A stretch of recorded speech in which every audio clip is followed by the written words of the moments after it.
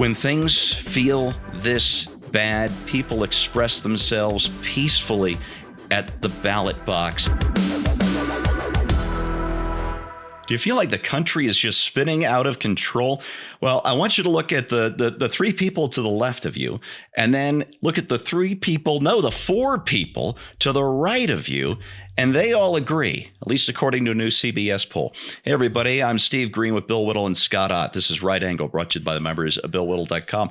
And gentlemen, CBS News, I hardly ever talk about polls, but this one just really hooked me. CBS News conducted this big series of polls about voter attitudes, and what they found is that 8 out of 10 likely voters agreed that the country is out of control as opposed to under control. And they got into a whole bunch more issues.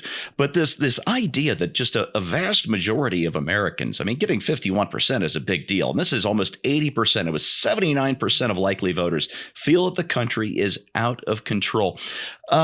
Bill, when you see a number like that on such a negative sentiment, that I don't think it really gets more negative than that, other than, we've been devastated. What does that tell you about the mood of the country a week before Election Day? Well, if it was that kind of number that was saying, dissatisfied with the path, or sure, thought we were on the wrong path, or something like that, that'd be an overwhelming number. That'd be something to be really worried about if you were the person responsible for those policies or whatever the case may be. But was it 8 out of 10? 8 out of 10, 79%, yeah. Okay, if 8 out of 10 Americans say that the country is out of control, then that is a sign of near panic, and you can hardly blame them because the country is out of control. I don't know how long ago it was now, but it was, several years ago, 4 or 5 years ago, at a live event where I just, in the course of answering a question, said, look, they say that whatever that percentage of our budget that is, non-discretionary spending, right? We have to pay this. This is our unfunded liabilities. This is the money we can't touch. I said, what does that mean? We can't touch it.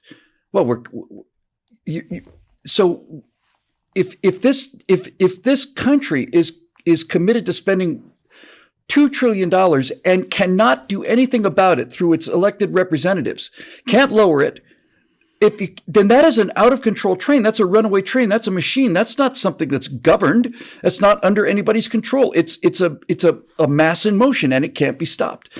And I think people are getting that impression more and more. And I think they're getting that impression more and more because I think the honest answer is because really the decency of the American people has been just stretched beyond its stretching point. We gave them an inch, they took a mile. There was a time when, it was like, hey, gay people just want to be married and live the lives that we want to live and so on. Okay, fair enough. Most people of goodwill can say, yeah, okay, I want to be left alone. We'll leave you alone too.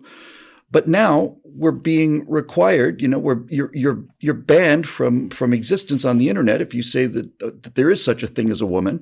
That'll get you eliminated. And as the stuff gets more and more radical, more and more ridiculous, more and more insane, really, and as it becomes government policy, when you have a sitting Supreme Court justice who during her confirmation hearings was asked, what is a woman? And her reply is, I'm not a biologist.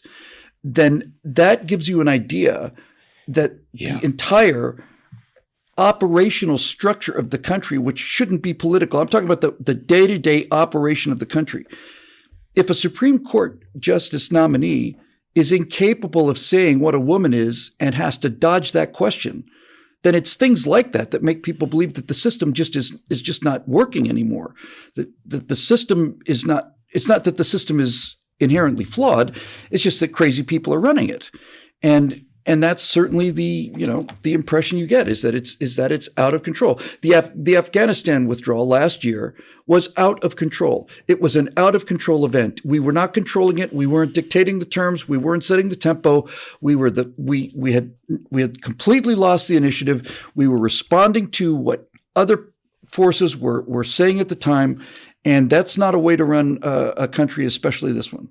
Yeah, Bill, the Afghanistan example really drove it home. There, we were in real time, live on the TV news, victims of our own policy. Well, of Joe Biden's own policy, but he sits in the office. But you bring that back home and you realize it's true in so many different ways. Whether we're talking about inflation, about the runaway spending that you're talking about, all of it, we are victims of our own policy. And I'm not talking Democrat or Republican here. I'm talking about the government that we have as a people. Scott, you said something really fascinating on the Backstage segment, which is available, of course, to Bill Whittle members. You were talking about this zeitgeist of almost panic being reported on by CBS News, which is a part of the media that you said is helping to generate this feeling. Could you go back into that for us, please? Yeah, I thought at the very least, a survey result like this should spark some introspection among the mainstream media, who are the source for the information upon which we make our evaluations of how things are going. We really don't have at least I don't have a good gossip network of people who are telling me what's going on in Washington, D.C.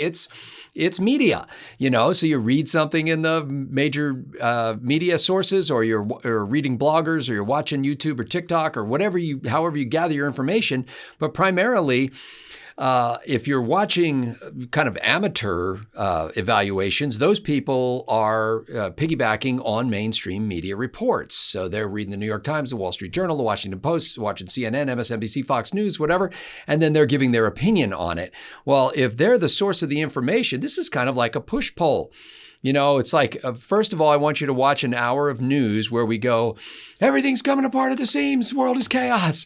And then I want to ask you, hey, how do you think the world's doing? Well, I just told you how the world was doing.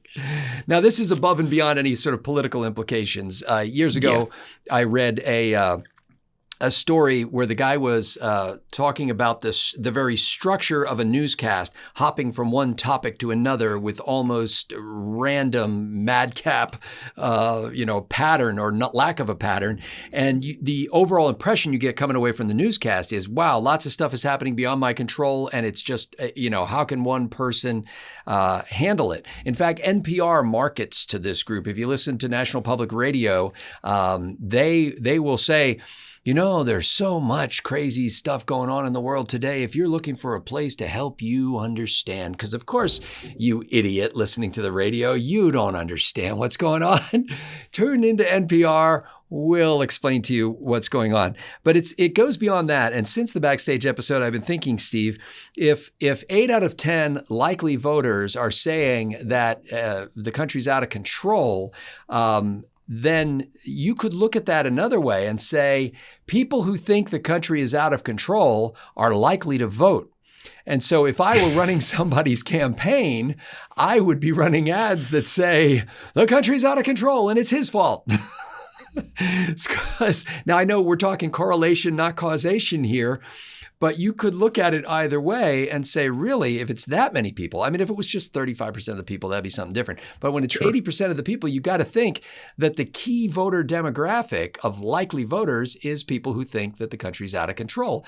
The people who don't think the country's out of control are probably like, it doesn't really matter. I don't need to turn out.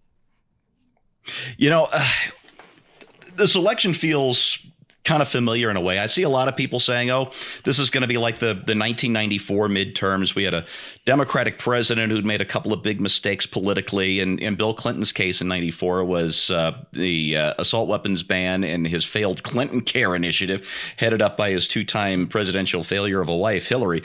And the Republicans took control of Congress, in the case of the House, for the first time in 40 years. It had been since 1944.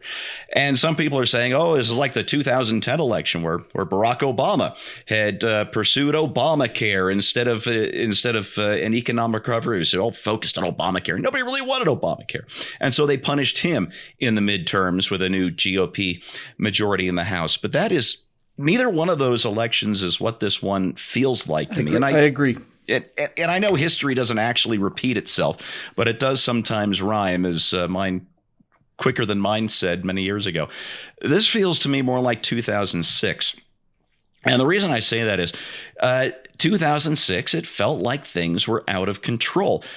We watched Iraq slide into civil war while Bush, Cheney, and Rumsfeld did nothing. They just sat back and watched too until after the midterm election was over. I don't know what they were thinking. The economy was underperforming, not as bad as now, but it was still underperforming. People had a lot of economic worries.